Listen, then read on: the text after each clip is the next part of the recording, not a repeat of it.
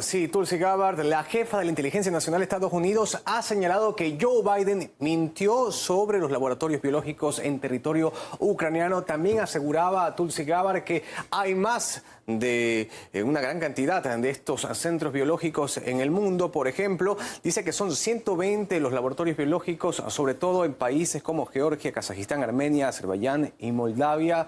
Coincidencia o no, muy cerca de Rusia. Ya decíamos que 40 se encuentran en Ucrania. Mientras tanto, las autoridades de Moscú aseguraron que se encuentran muy cerca de la frontera de esta nación. Y también Tulsi Gabbard señalaba que se trata de amenazas para la seguridad del mundo, o sea, la salud del mundo. Así lo sostenía Tulsi Gabbard. Por su parte, es importante destacar que la denuncia de Rusia viene desde hace mucho tiempo. Se hablaba y se recriminaba a las autoridades de Kiev sobre qué estaban haciendo dentro de estos centros biológicos, por ejemplo, con el proyecto UP8, donde se estudiaba los efectos en las personas que tenían un genotipo eslavo frente a enfermedades como la fiebre hemorrágica de Crimea-Congo, también el antivirus. Lo que se buscaba era ver cómo estaban reaccionando estas personas a estas enfermedades que son muy riesgosas. Incluso se decía que cuando había incidentes, incluso la muerte, se tenía que informar al Comité de Bioética de Estados Unidos. Ahí vemos esta relación con Washington.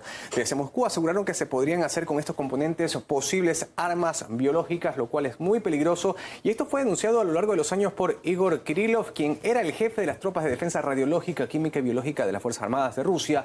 Dicho sea de paso, él fue asesinado en un ataque terrorista del régimen de Kiev. Escuchemos lo que decía.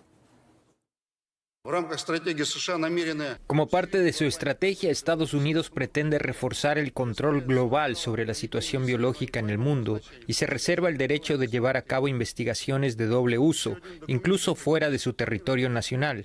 Los documentos publicados vuelven a confirmar la cooperación entre Kiev y Washington, así como los intentos de establecer el control sobre patógenos en los biolaboratorios ucranianos. Cuando se hablaba respecto a la implementación nacional de la Convención sobre Armas Biológicas, Rusia volvió a plantear la cuestión de la violación de las disposiciones de la Convención por parte del régimen de Kiev y sus patrocinadores occidentales. Se señaló que Estados Unidos y Ucrania presentan las investigaciones biológico-militares como una cooperación con fines pacíficos, amparándose en el artículo 10 de la Convención.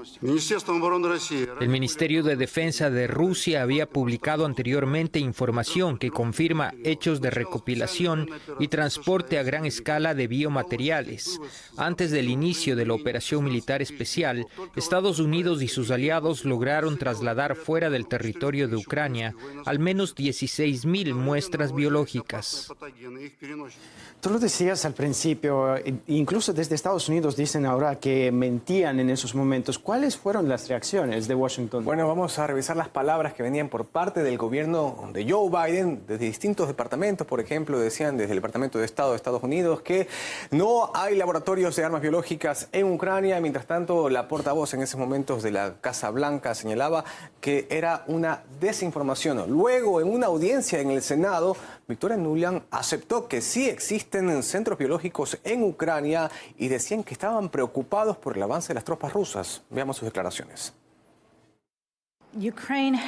Ucrania cuenta con instalaciones de investigación biológica, lo que de hecho nos preocupa en gran medida, pues las fuerzas rusas podrían estar buscando controlarlos. Por ello, estamos trabajando con los ucranianos para tratar de evitar que cualquier material de investigación pueda caer en manos de las fuerzas rusas en caso de que éstas se aproximen. Y ahora vamos a ver algunos titulares de medios de comunicación. Por ejemplo, ellos han reducido toda esta denuncia que viene dándose por parte de Rusia a lo largo de los años como una desinformación. También le dicen que es una teoría conspirativa rusa. Pero ahora vemos que las autoridades de Estados Unidos le dan la razón a las denuncias de Rusia y también de China frente a estas actividades peligrosas del régimen de Kiev. Creo que las próximas semanas van a ser muy interesantes y salen más datos a la luz. Gracias, Fernando, por tu informe.